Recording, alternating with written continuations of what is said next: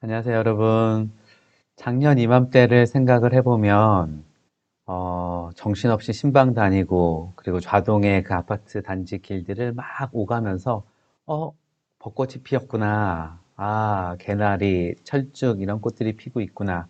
이렇게 신방 다니면서 계절의 변화를 느끼던 시기인데요. 이번 한 주간 동안은 이 교회에 머물면서 교회 주변에 있는 아름다운 꽃들을 보며 봄이 왔음을 확인하고 또 그러면서 이 꽃들처럼 우리 21교구 안에도 또 우리의 사랑방 안에도 하나님께서 주시는 그 기쁨과 웃음꽃들이 더 활짝 피어나야 할 그때인데 참 아쉽다 하는 마음을 갖곤 합니다. 이제 조금씩 확진자가 줄어들어가고 있고 어느 정도 안정권으로 들어가고 있는 것 같은데 조금만 더 우리가 자가 격리하면서 조심해서 이 코로나 바이러스가 이 땅에서 다 물론 사라질 수 있도록 함께 마음을 모으고 또 우리의 힘을 모으면 좋겠습니다. 그리고 우리 그래도 4월 달에는 모일 수 있지 않을까요? 4월 달에 함께 부활주일 함께 예배하면서 그렇게 부활의 주님과 함께 우리가 새 힘을 얻을 수 있게 되기를 바랍니다. 네, 오늘 함께 시작하기 전에요.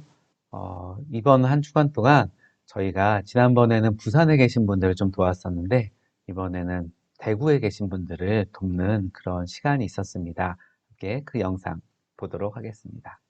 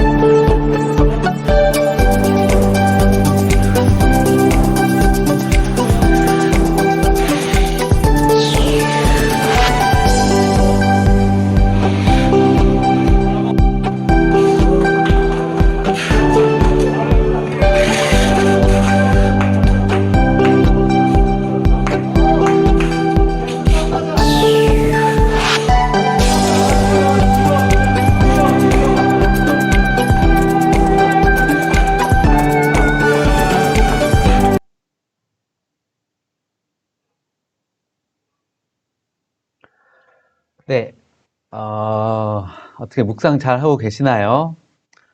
어, 이 묵상을 통해서 우리 함께 관찰하고 그리고 함께 나누는 이 묵상 일기 이 시간을 통해서 우리 안에 묵상이 더 훈련되는 이 기간이면 좋겠습니다. 담임 목사님께서도 계속 그 말씀 많이 하셔요. 우리가 그동안 교회 의존적이었었고, 그리고 교육자에게 의존적인 신앙 생활 하기가 참 쉬웠었는데, 이 시간을 통해서 결국 이 시간을 잘 버텨낼 수 있는 분들, 우리 누구냐 하면 이 묵상을 할 수 있는 분들, 개인적으로 묵상을 하면서 날마다 그 말씀 속에서 말씀의 꼴을 길어낼 수 있는 그 사람들이 진짜 이 시간을 잘 보낼 수 있다고 이야기하시고요. 그리고 그런 분들이 많은 교회가 건강한 교회다 이야기를 하십니다. 우리 21교구가 이 묵상을 통해서 매일매일 하나님과 동행하고 하나님의 말씀에 귀를 기울이는 그러한 기쁨이 또 그런 은혜가 차고 넘치게 되기를 주의 이름으로 축복합니다. 우리가 오늘 함께 살펴볼 말씀은 마가복음 11장 1절부터 19절까지 말씀이에요. 조금 길고 복잡한 내용인데요. 함께 살펴보도록 하겠습니다. 먼저 예수님이시죠? 예수님이 계시고요. 그리고 1절에 그들이라는 말씀 속에는 예수님도 계셨을 거예요. 그리고 그렇죠? 제자들도 있을 것입니다. 이 예수님과 제자들이 예루살렘에 가까이 와서 감람산, 벳바게, 베다니 이런 곳에 이르렀을 때의 이야기입니다. 예수님 제자들 다 한 자리에 함께 있습니다.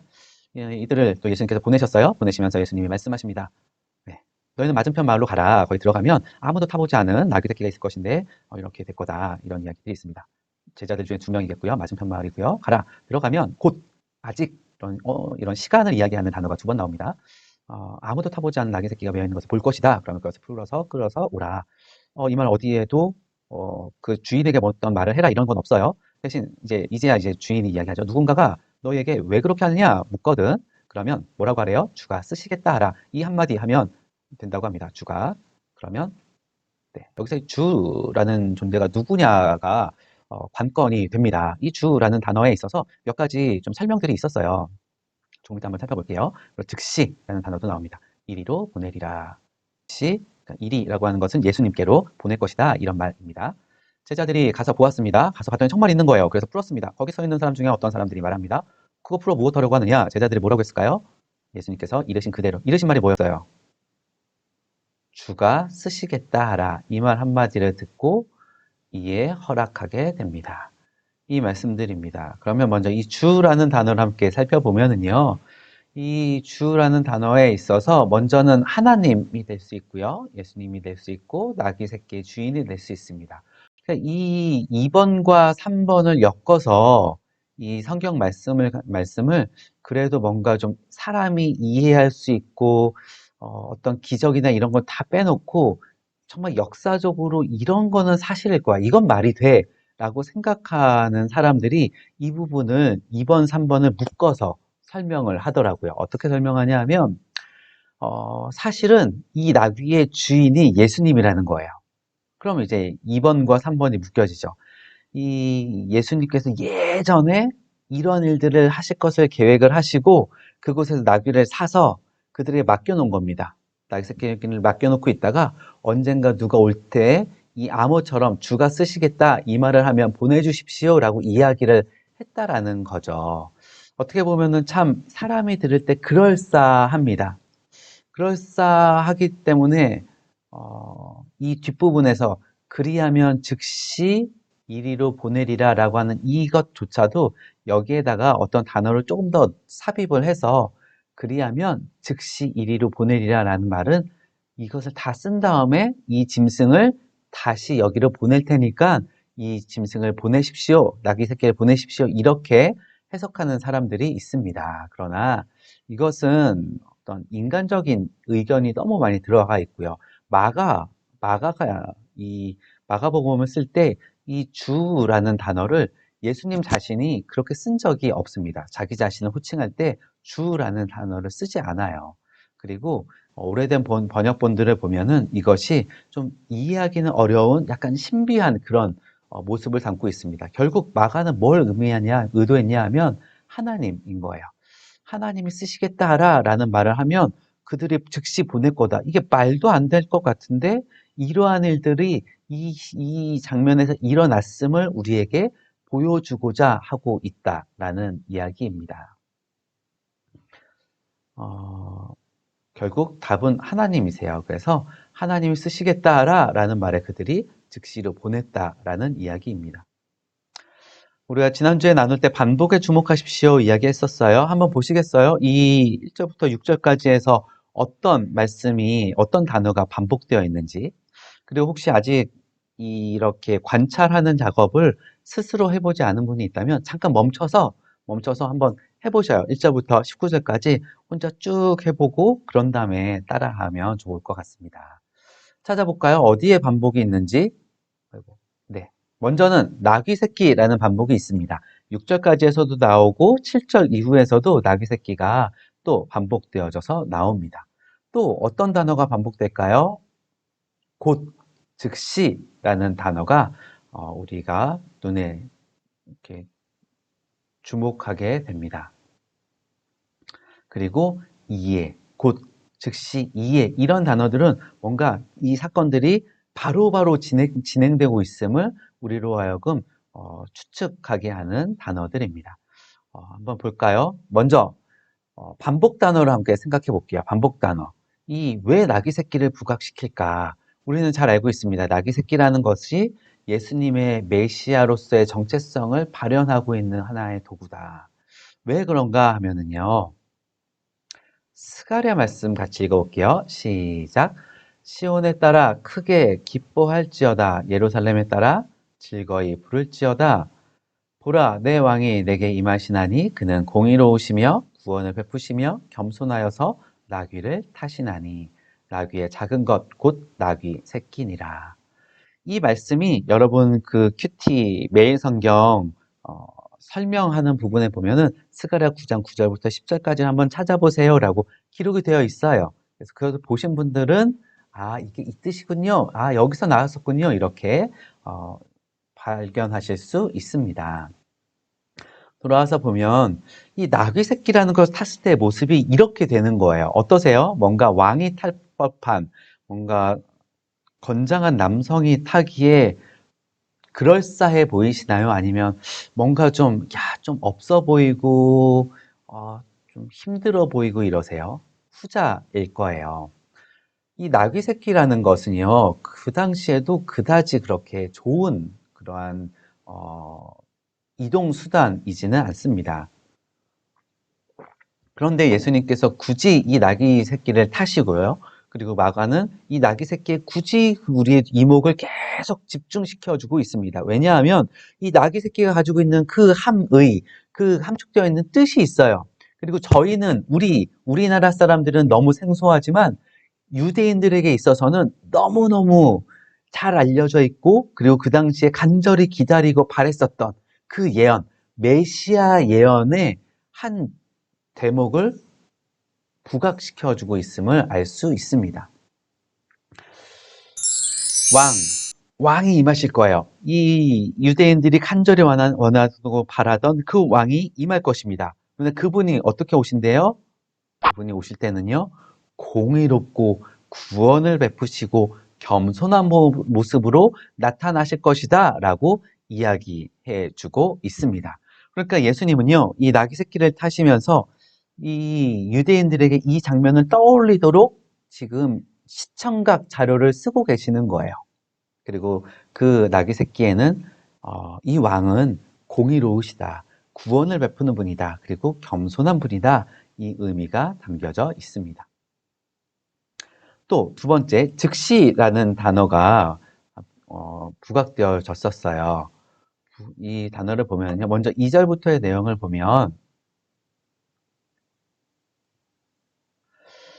그리로 들어가면 곧 아직, 그리고 3절에 즉시, 6절에 이에 이렇게 되어 있습니다. 한번 찾아보니까는요, 원문에서 이 단어가 곧 아직, 그리고 아직, 즉시 이 두 가지 단어가 유디스라고 하는 이 헬라어로 되어 있습니다. 이 단어는 즉시라는 뜻에 가까운 거예요. 그러니까 그리로 들어가면 즉시 이런 나귀 새끼를 볼 거야. 그리하면 즉시 그 말을 하면 즉시 이리로 보낼 거야. 이렇게 예수님이 말씀하셨다는 거예요. 마가가 계속 즉시라는 유디스라는 단어를 씁니다. 그래서 이 6절에서도 유디스라는 단어는 아니에요. 그냥 그리고 카이라는 단어를 쓰는데 이르신 대로 말한데 그리고 뭐 아무런 반항 없이 아무 뭐 다른 이야기 없이 허락하였다라고 하면서 이 이야기들이 얼마나 급박하게 진행되고 있는가, 바로바로 진행되고 있는가를 우리가 확인할 수 있습니다. 도대체 왜 이런 것들을 부각시키고 있는 걸까요? 우리는 마가복음 10장 52절에서 보았습니다. 그 바디메오였어요. 바디메오가 곧 보게 되어, 여기서도 유디스입니다. 즉시 보게 되었고요. 예수를 길에서 따르니라. 여기에서도 즉시입니다. 바디메오는 예수님을 경험하게 되고 그리고 즉시 그 길에서 따르게 됩니다. 자, 우리가 지난주에 이야기할 때 이 마가복음에서는 길에서라는 단어가 중요하다라고 이야기 드렸었잖아요. 길에서 이 사람들이 어떤 경험을 하고 그 길에서 어떠한 반응을 보이는지 제자로서의 살아가는 그 길, 그 삶의 여정에서 우리가 어떻게 살아가야 하는가를 이야기해주는 책이다라고 말씀을 드렸어요. 그리고 바디메오는 길에서 따랐습니다. 그리고 이 명령을 들은 이 나귀 새끼의 주인은 즉시 보내고 제자들 역시도 이 예수님의 명령에 예수님 그렇게 가서 어떻게 얻을 수 있겠어요? 예수님 그게 말이 돼요? 이런 이야기 하지 않고 즉시 예수님의 말씀을 따라서 행동하는 것들을 보게 됩니다. 이러한 즉시가 왜 나올까? 그 힌트를 먼저 드리자면 12절부터 14절까지 무화과나무 사건, 이것이 힌트가 될 수 있습니다. 이게 왜 힌트일까요? 이 영상을 보시는 분들은 한번 잠깐 영상을 멈췄다가 왜 힌트일까? 먼저 한번 답을 생각해보고 이후에 함께 진행해 가도 좋겠습니다. 답 찾아보셨나요? 함께 볼게요. 그러면 7절부터 11절까지입니다. 예수님 나오십니다. 예수님께서 계시고 끌고 오는 건 예수님이 아니죠. 제자들이니까 끌고 와서 자기들의 겉옷을 그 위에 얹어놓고 예수께서 타도록 합니다. 그리고 많은 사람들이 나오네요. 많은 사람들은 자기들의 겉옷을 또 다른 이들은 나뭇가지를 길에 펴니다. 그리고 앞에서 가고 뒤에서 따르는 자들이 나타납니다. 그리고 소리 지르고 호산나 찬송하리로다 뭐 이런 찬양의 이야기들을 합니다. 예수께서 예루살렘에 이르시고요. 성전에 들어가시고 둘러보시고 그리고 때가 이미 저물고 그리고 12 제자를 데리고 베다니에 나가시는 것을 보게 됩니다. 네. 여기에서 이 초록색 부분에 함께 좀 주목해 보려고 하는데요. 이 사람들 도대체 어디서 나타난 걸까요? 이 사람들은 누구일까요? 이 많은 사람들, 예수님이 예수를 타고 들어가실 때 이 사람들 어떤 사람들인 것 같으세요? 유대, 그 예루살렘에 머물고 있는 사람들일까요? 내용을 잘 살펴보면은요, 이 사람들이 겉옷을 펴고 그리고 길에다 나뭇가지를 펴고 하는데 위치를 볼게요. 앞에서 가고 뒤에서 따르는 자들. 어디에 있다는 거예요? 누구 앞, 누구 뒤. 어떤 기준이 있어야 되잖아요. 어떤 이야기일까요? 그 기준은 예수님이시죠. 예수님의 앞에서 가고 예수님의 뒤에서 따라가는 사람들. 그렇다면 이 사람들은 지금 그곳에서 머물고 있었던 사람들이 아니라 이 예수님과 함께 오래전부터 이 여행을 계속 해왔었던 사람인 것을 알 수 있습니다. 예수님과 함께 예루살렘으로 들어가면서 예수님 앞에 가 있는 사람들, 앞에 가 있는 사람들은 겉옷을 펴고 나뭇가지를 펴고 이러고 있고요. 또 뒤에 있는 사람들은 소리를 지르면서 이 찬양의 무대를 연출해내고 있는 거예요. 그럼 이렇게 생각해 볼 수 있을 거예요. 이 사람들은요, 전혀 다른 새로운 사람들이 아니라 이 제자들과 함께 오랜 기간 이 예루살렘에 오기까지 6월절 절기를 즐기기 위해서 함께 걸어왔었던 사람들임을 알 수 있습니다. 그렇기 때문에 이 사람들은 초록색이 아니라 그냥 파란색으로 해 놓아도 큰 무리가 없는 사람들, 같은 마음을 가진 사람들이다 라고 이야기할 수 있습니다. 누구랑 같은 마음이에요? 제자들과 같은 마음입니다. 마가복음 10장 46절 같이 읽어볼게요. 시작. 그들이 여리고에 이르렀더니 예수께서 제자들과 허다한 무리와 함께 여리고에서 나가실 때에 디메오의 아들인 맹인 거지 바디메오가 길가에 앉았다가. 그러니까 이 사람들은요, 이 여리고에서 출발할 때에도 함께 했었던 허다한 무리들이 있고요. 그리고 이 이후에 바디메오 사건이 있고 바디메오가 함께 따르게 되면서 이 무리들 속에는 이 허다한 무리, 바디메오, 제자들, 이 수많은 사람들이 함께 이 기적의 하나님, 이 놀라운 능력을 베푸시는 그 예수님을 모시고 가면서, 와, 우리의 왕이 나타났다. 와, 우리의 왕이 이제 예루살렘으로 입성하고 있다. 그 기쁨과 찬양의 고백을 하고 있음을 볼 수 있습니다. 한번 상황으로 들어가서 해석을 해볼게요. 우리가 그러니까 책으로만 보는 게 아니라 직접 기자가 되어서 이 망원경으로 보는 게 아니라 카메라를 가지고 그곳에 찾아가서 인터뷰를 따보는 거죠. 먼저 누구를 인터뷰할 수 있을까요? 갈릴리파를 찾을 수 있습니다. 허다한 무리들, 예수님과 함께 이곳을 막 찾아오던 막 기쁨의 찬양을 드리는 이 사람들 도대체 왜 이렇게 기뻐할까요? 왜 이렇게 노래하면서 막 이런 행동들을 하는 걸까요? 또 반대쪽도 있겠죠. 예루살렘에 있는 사람들, 특별히 예루살렘에 있는 종교인들을 대표로 이야기할 수 있을 거예요. 이 사람들은 과연 이 장면을 보면서 어떤 마음을 가질까? 갈릴리 사람들, 이 허다한 무리들은 어떠한 마음이었을까요? 이들의 반응은 찬송하리로다. 주의 이름으로 오시는 이여, 우리 조상 다윗의 나라여, 이러한 고백들을 하게 됩니다. 이 사람들이 말하는 이 다윗의 나라, 주의 이름, 이 안에는 어떤 의미가 담겨 있을까요? 예수께서 걸어가시는 그 길, 겸손한 나귀. 이 나귀 새끼를 타고 예수 하나님의 구원과 하나님의 공의를 드러내는 것에 관심이 있는 사람들일까요? 아니면 다른 것에 관심이 있을까요? 이들의 기대는 정치적 메시아, 내 뜻을 성취해 줄 메시아를 기대합니다. 그렇기 때문에 이들은 그 예루살렘에 들어가면서 이제 예수께서 들어가셔서 이 예루살렘의 모든 악한 것들을 무너뜨리고 왕으로 등극하실 그날이 이제 시작되었다라고 하는 그런 기대를 갖는 사람들입니다. 이 종교인들, 예루살렘에 있는 종교인들은 어떠할까요? 먼저 이 사람들 어땠어야 할까요? 이 스가랴서에 나타나고 있는 이 예언을 이 사람들은 누구보다도 가장 명확하게 아는 사람들입니다. 그리고 그때를 가장 기다렸어야 하는 사람들입니다. 그렇다면 이들의 반응은 어땠어야 할까요? 예언이 성취되는구나. 이분이 왕이시구나. 왕으로 영접하려고 하는 어떤 태도. 아직까지 미심쩍다 할지라도 이분은 정말 왕이시지 않을까? 이러한 마음으로 예수님을 영접했어야 합니다. 그리고 이전에 지금까지 쭉 예수께서 해오셨던 그 일들을 기억하면서, 드디어 그분이 오시는구나. 이렇게 이분을 영접했어야 합니다. 그런데 그들의 반응, 어떻게 반응해요? 18절에 보면 어떻게 죽일까?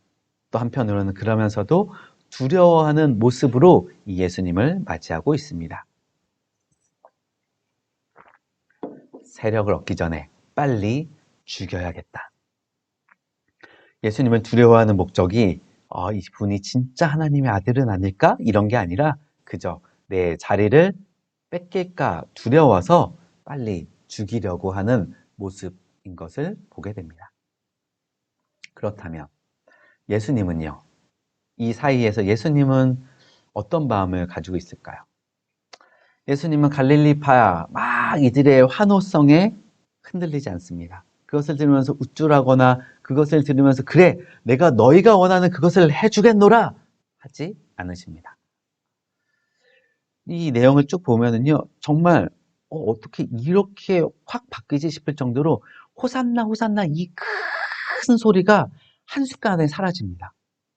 그 관찰한 내용들을 보시면요. 파란색의 소리가 가득 찼는데 예수님께서 그 모든 것들을 다 그냥 덮어버리시는 것처럼 예수님은 전혀 다른 행동들, 전혀 다른 장소, 전혀 다른 목적을 향해서 걸어가면서 순식간에 이 하루의 이 에피소드가 끝나게 됩니다.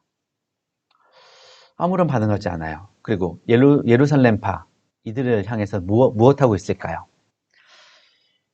이렇게 나귀 새끼를 들어가고 이렇게 많은 사람들의 호산나 호산나라는 찬양 속에서 이 예루살렘에 들어갈 때 예루살렘 속에 있는 안 그래도 예수님을 적대시하는 그 사람들이 이 예수님의 입성을 어떻게 생각할까? 예수님이 아실까요? 모를까요?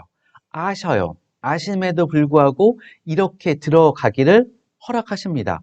이 사람들의 그 호산나 호산나 소리를 허락하시고요.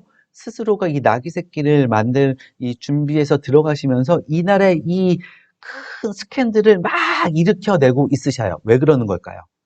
예루살렘에 있는 이 종교인들을 향해서 보아라, 내가 누구인지, 내가 바로 이 스가랴서에 예언되어 있는 그 왕이다. 이렇게 적극적인 자기 계시를 시작하십니다. 우리가 지금까지 마가복음을 쭉 보아올 때 예수님은요 계속 숨겨라, 말하지 마라, 나타내지 마라 이렇게 이야기하셨어요. 그런데 이 장면에서부터는 적극적으로 자기 계시를 시작하면서 단호하게 이들을 향해서 공격하기 시작합니다. 그래서 뒤에 이어지는 성전을 척결하는 모습들도 그렇고 그 이후의 모든 모습들 속에 이 예수님이 이 예루살렘에 있는 종교인들과 싸우는 모습은 전혀 달라집니다. 이 모든 모습을 통해서 예수님이 뭐 하고 있는 걸까요? 먼저 이 모습을 통해서 예수님께 우리가 겸손이란 무엇인가를 배울 수 있습니다. 사람들의 환호에 대해서 겸손이란 무엇일까요? 반응하지 않는 거예요. 아무리 죽혀 세우고 아무리 그렇게 나를 비행기를 태운다 할지라도 그것에 흔들리지 않습니다. 그리고 반대로 사람들이 거절할 때도 있잖아요. 거절할 때 그때는 어떻게 하는 게 겸손일까요? 그럼에도 불구하고 나는 하나님의 공의를 여전히 실현해 내는 것이죠. 지난 수요일 날 우리 권영민 목사님이 수요 저녁 예배 설교하면서 정의와 공의의 차이점을 이야기했어요. 정의는 하나님의 성품이고 공의는 하나님의 그 성품이 이 땅 가운데 실현되는 것, 나타나는 모습들, 그것을 공의라고 이야기했는데 겸손한 사람은 누구인가? 막 추켜 세운다고 해서 막 우쭐대지도 않고 너 뭐야? 네가 뭘 할 수 있겠어? 비웃는 고 인정해주지 않는다 할지라도 인정해주지 않는다고 해서 나는 그걸 할 수 있는 사람이 아니야. 난 아무것도 할 수 없어. 이렇게 열등감에 빠지는 자가 아니라 그 자리에서 하나님의 공의를 실현해내는 사람. 사람들이 알아주든 알아주지 않든 인정하든 인정하지 않든 박수를 쳐주든 그렇지 않든 나를 돕든 그렇지 않든 그리고 나의 상황이 그것을 할 수 있든 없든 상관없이 내가 있는 그 자리에서 하나님의 공의를 실현해내는 사람, 그 사람이 바로 겸손한 사람인 것을 보여주고 있습니다.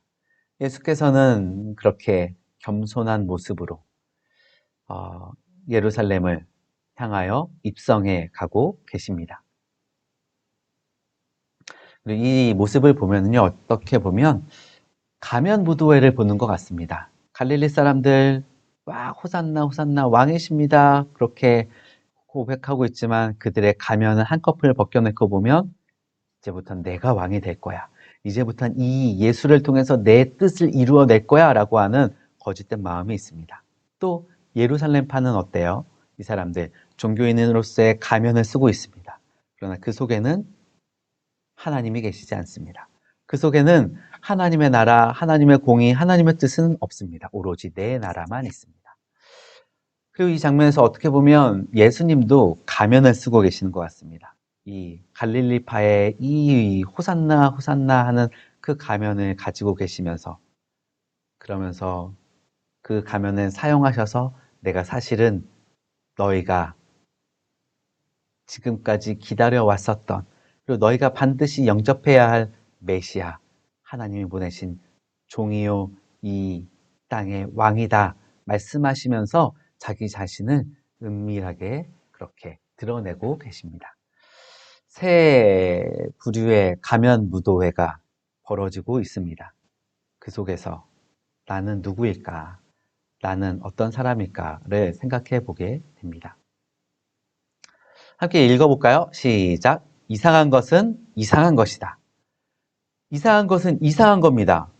여러분, 이 장면, 여기에 청소년 들어갈 수 있는 거예요? 안 되는 거예요? 참 이상하죠. 야, 이걸 어떻게 하라는 거지? 이거는요, 이것을 잘 주의해서 보지 않으면 실수하고, 주의해서 보지 않으면 뭔가, 어, 이 매장의 진짜 모습, 이 매장의 사장이 뭘 의도하는지를 잘 알 수 없습니다. 이상한 것은 이상한 것으로 보아야 합니다. 성경 안에서 이상한 것, 11절 말씀. 예수께서 이곳에 계셨어요. 이르러 성전에 들어가서 모든 것을 둘러보시고 때가 이미 저물매 데리시고 나가시니라. 여러분 이상하지 않으세요? 그냥 나가신다고요? 이튿날 보시게 될 그 성전의 모습과 지금 이 날 저녁 오후에 보게 되는 이 모습이 달랐을까요? 달랐기 때문에 오늘은 별로 깨끗하네, 별로 할 말이 없네 이러면서 나가신 걸까요? 아무 말 없이 또 이 네. 아무 말 없이 나가시는 모습을 보며 장사치들은 어떤 생각을 했을까요? 예수님이 우리의 이 모습을 보고 아무 얘기 없네? 이렇게 생각하지는 않았을까요? 우선 이상한 것이 있다. 여기까지만 함께 생각을 정리해 놓고 다음 장면으로 넘어가겠습니다. 12절부터인데요. 이제 그들이 나타납니다. 그들이 여기는 이제 예수님과 제자들이겠죠. 이튿날이에요. 그 다음 날입니다. 배단이 나왔습니다. 함께 나왔겠죠. 그때 예수께서 시장하십니다. 멀리서 무화과 나무를 보십니다. 나무에 무엇이 있을까요? 가셨습니다. 가서 봤는데 어떻게 돼요? 아무것도 없어요. 예수님께서 말씀하시죠. 이제부터 영원토록 네, 네. 그래서 열매를 따먹지 못하리라. 제자들이 이것을 듣습니다. 여기서 한번 무화과나무 또 한번 살펴볼까요? 잎사귀가 있는 한 무화과나무예요. 근데 아무것도 없어요. 그 다음에 아무것도 없어요. 그래서 내게서 어, 이렇게 되고 이제부터 영원토록 사람이 내게서 열매를 따먹지 못하리라 하시니 이 말씀을 듣게 됩니다. 그들이 예루살렘에 들어가고요. 예수께서 성전에 들어가십니다. 성전 안에서 매매하는 자들을 내쫓고 돈 바꾸는 자들, 비둘기 파는 자들의 의자를 둘러 엎게 됩니다. 네, 이렇게 뒷부분 보았고 19절까지 내용 너무 길어서 좀 잘랐습니다. 각자 보시면 좋을 것 같습니다. 여기서 마주하게 되는 사람들은 매매하는 자들, 돈 바꾸는 자들, 비둘기 파는 자들입니다. 그런데요, 여기서 노란색으로 표시를 했는데 아까 우리가 앞부분에서 보았어요. 무화과나무가 힌트가 될 수 있다. 즉시라는 단어에 있어서 힌트가 될 수 있다 말씀을 드렸었습니다. 그리고 먼저 말씀드리자면 이 매매하는 자들, 돈 바꾸는 자들, 비둘기 파는 자들은 이 무화과나무와 똑같은 사람들입니다. 이 사람들 역시 무화과나무의 그 모습과 하나 다를 바 없는 그러한 사람들인 것을, 그리고 달리 이야기하면 이 무화과나무 이야기가 바로 이 사람들을 향한 예수님의 비난이었었던 것을 우리로 하여금 짐작하게 합니다. 이상하네, 이상하네, 이상하네. 이때는 무화과의 때가 아닌데 왜 굳이 이런 말씀을 하시지? 그리고 무엇이? 나무에 가서 그럼 무화과 나무라고 했으니까 그 나무에 무화과가 있을까요? 열매가 있을까요? 이렇게 해도 되는데 왜 무엇이라고 하는 애매한 단어를 사용하고 있지? 이상하네. 이 이상한 점들을 우리가 함께 주목해 보면 좋겠습니다. 네, 여러분 여기 남자 들어가도 돼요? 안 돼요? 이거 이상한 거죠. 이거 한번 알아봐야 합니다. 잘 보지 않으면 낭패를 당합니다. 이 13절 말씀에서도요, 무엇이 또 이는 무화과의 때가 아님이라 이러한 것들이요, 우리 문화에서는 이상합니다. 이해가 되지 않습니다. 그런데 그냥 뭐 이렇게 덮어놓고 지나가면, 이 안에 있는 의미를 놓치기 쉽습니다. 우리는 잘 모르지만 유대인들에게 있어서는 너무 당연한 지식인데요. 무화과는요, 1년에 2번 열립니다. 그런데 이른 무화과가 있어요. 3월에 열리기 시작해서 5월까지, 3월부터 5월까지 쭉 익어가는 무화과가 있습니다. 이것을 팥김이라고 부른다고 해요. 근데 이 팥김은요, 진짜 우리나라에서 보는 그 맛있는 무화과는 아닙니다. 이건 약간 설익은, 약간 뭐 진짜 잘 익은 우리가 먹는 그 맛있는 무화과는 아니지만 그 지역에 있는 사람들은 그냥 이제 간식 삼아서 혹은 뭐 이렇게 끼니가 없을 때 간단하게 따먹는 그런 용도라고 합니다. 그리고 우리가 알고 있는 우리나라에서 먹는 열매, 이거는 세 가지에서 열리는 늦은 무화과고요. 이것은 쉬콘이라고 해서 늦은 여름에 있고 8월 중순에서부터 10월까지의 수확해서 아주 달콤하고 그리고 큰 덩어리를 형성하는 그러한 열매입니다. 이 내용을 보시면 3월에 열리기 시작해서 5월까지라고 이야기를 하잖아요. 우리나라도 6월절 하면 언제예요? 9월절이 4월, 그러니까 그 바로 전주니까 6월절은 3월에서 뭐 4월 초 정도가 됩니다. 그러니까 이 당시 예수께서 이 사건을 맞이하시는 그때가 약 3월 정도라고 예상해 볼 수 있습니다. 그러니까 3월이면 이 3월에 열리기 시작하는 때이니까, 그리고 멀리서 잎사귀가 있는, 그러니까 잎사귀가 무성하게 있는 무화과 나무를 보면서 저게 무언가 있을 수 있겠다라고 기대하는 것이 전혀 이상한 게 아닌 거죠. 그래서 여기 이는 무화과의 때가 아님이라 이것을 가지고 때로는 이렇게 생각하시는 분들도 계셔요. 예수님은 뭐 때도 아닌데 그것을 원하시고 또 그게 없다고 해서 그걸 또 저주하시고, 야, 이거 예수님이 너무하는 거 아니냐라고 생각하시는 경우들이 생기더라고요. 그런데 이 내용은 이 예수께서 무엇이 있을까? 그러니까 쉬콘을 원한 게 아니에요. 쉬콘이 아니라 그냥 무언가 좀 있지 않을까 싶어서 팥김을 기대해서 갔었는데 이것이 없기 때문에 일어난 이야기를 담아주고 있습니다. 그러니까요, 이 앞에 1절부터 11절까지의 내용과 또 15절부터 시작되어진 그 뒤에 나오는 이야기 사이에서 이 12절부터 14절은 아주 이상한 이야기예요. 이 이야기가 왜 있지? 뭐 이렇게 쓸데없는 이야기를 여기다 넣어놨지? 싶을 수 있지만 이것은 이 안에 12절과 14절이 이 앞뒤의 문맥을 이어주는 데 있어서 아주 중요한 사건입니다. 이상한 거니까 좀 이상하게 특별하게 좀 봐주십시오. 그렇게 우리에게 호소하고 있는 장면인 거죠. 분명히 잎사귀가 있었습니다.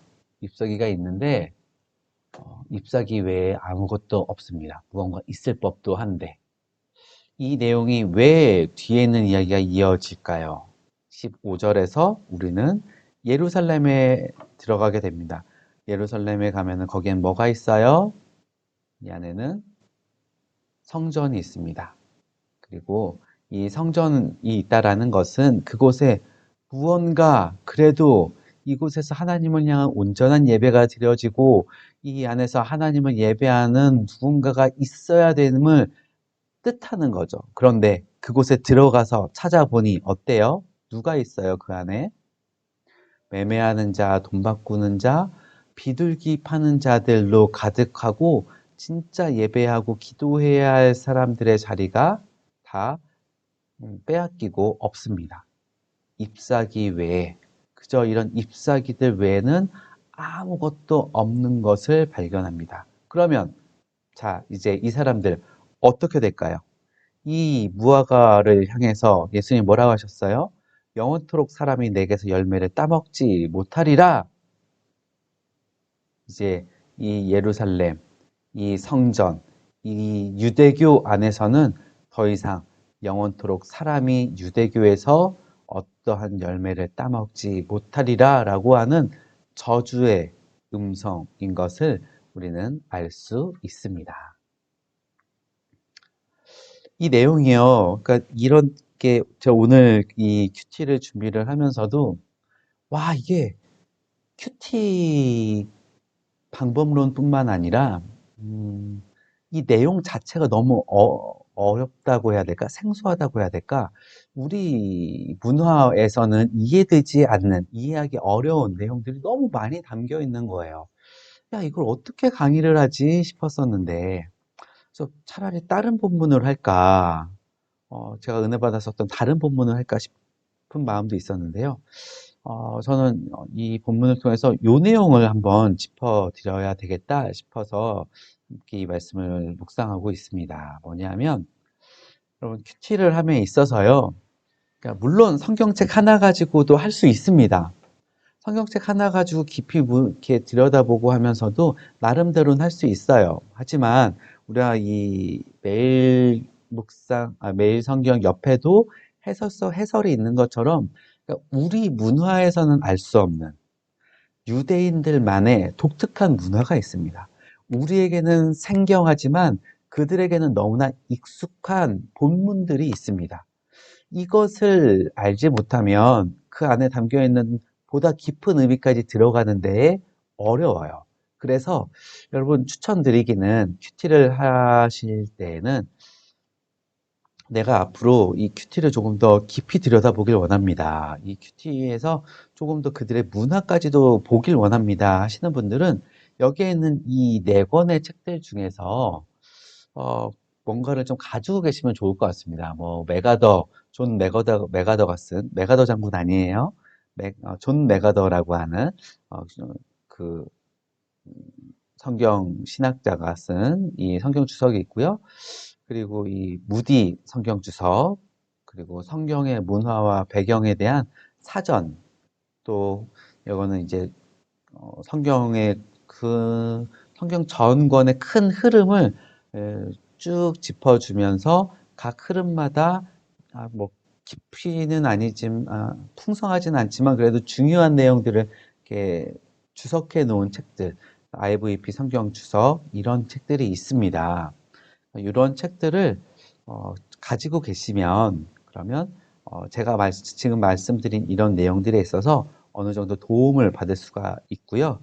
그리고 제자 훈련을 받는다라고 하시는 분들, 혹은 내가 뭐 목자다, 교사다 하시는 분들은 여기도 써 있잖아요. 성경을 연구하고 묵상하는 평신도, 소그룹에서 성경 공부를 인도하는 리더, 또 성경을 공부하는 신학생, 뭐 많은 설교를 준비하는 목회자 이런 분들에게 권합니다라고 이분들이 이런 책 소개하는 데에 기록해 놨더라고요. 여러분 사랑 목자, 마을 목자, 교사, 혹은 그렇진 않지만 제자 훈련을 통해서 더 깊이 알아가고자 합니다 하는 분들은 이런 책들을 가지고 계시면서 도움을 받으시면 좋겠습니다. 이제 좀 적용으로 들어가 볼게요. 여러 가지 내용들 함께 좀 보았었는데, 먼저는 겸손을 주제로 해서 함께 적용을 해보면 이렇게 생각할 수 있겠습니다. 나는 겸손한 사람인가? 우리가 예수님의 겸손을 통해서 함께 보았었는데, 하나님의 말씀에 겸손한 사람인가? 또 두 번째로는 사람들 앞에서 내가 겸손한 사람인가? 우리 앞에서 겸손한 사람은 누구인가에 대해서 들었죠. 기억나십니까? 앞부분에서 겸손한 사람은 사람들이 날 인정해주고 막 추켜 세운다고 해서 막 으쓱으쓱하는 사람이 아닙니다. 또 막 추켜 세우는 말에 마음이 으쓱해서는 하나님이 내게 주신 명령, 하나님의 그러한 말씀과는 상관없이 그 상황에 기뻐하는 사람이 아닙니다. 이런 이야기를 했었어요. 결국 겸손한 사람은 말씀에 충성된 사람이 겸손한 사람이고요. 사람들 앞에서도 하나님의 공의를 실현해내는 사람이 겸손한 사람입니다. 이렇게 이야기 나누었습니다. 그렇다면 이 기준을 가지고 생각해 볼 수 있겠죠. 내가 어제 혹은 지난 한 주간을 돌아볼 수도 있겠고요. 내가 어제 겸손하지 못했었던 어떤 사람, 내가 그 사람 앞에 내가 참 겸손하지 못했구나. 그 행동 속에 내가 겸손하지 않았구나. 나의 그 말 속에 겸손하지 않았군요. 이것을 깨달을 수 있습니다. 그리고 중요한 것은 그것을 깨달았다면 어떻게 바로잡을 것인가에 대한 기록도 옆에다 써주셔야 합니다. 책 노트에다가 그렇다면 내가 그 사람을 찾아가서 어떻게 내가 나의 잘못을 실수를 이야기할 건가, 나의 행동, 나의 말에 대해서 어떻게 바로잡을 것인가도 기록을 해주시고요. 또 더 나아가서는 오늘 내가 겸손히 대해야 할 사람은 누군지, 내가 오늘 어떤 사람들을 만날 텐데 이 사람들과 함께 내가 그 사람들 앞에 내가 어떻게, 네, 잘 안 보이시죠? 이걸 좀 어디다 놓을까? 네.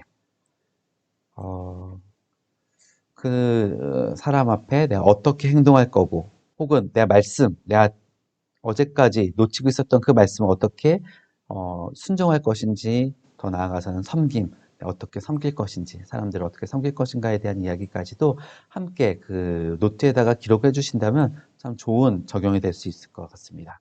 더 나아가서 점검, 그날 저녁에 내가 오늘 아침에 결정한 내용들을 내가 지켜냈는지 점검하는 것까지, 그래서 점검한 다음에 하나님 앞에 가서 하나님, 이 말씀대로 내가 순종할 수 있도록 나의 하루 동안 나를 붙들어 주셔서 감사합니다.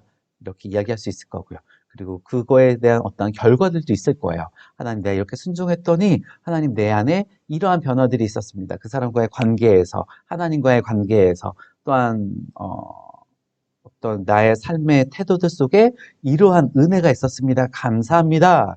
고백하면서 하루를 마무리한다면 얼마나 행복하겠어요. 혹은 이것을 다 하지 못했다면 하나님, 제가 오늘 못했는데 내일은 꼭 이 부분에 있어서 더 집중하겠습니다. 하나님 앞에 다짐하는 기도들 하면서 하루를 마감할 수 있습니다.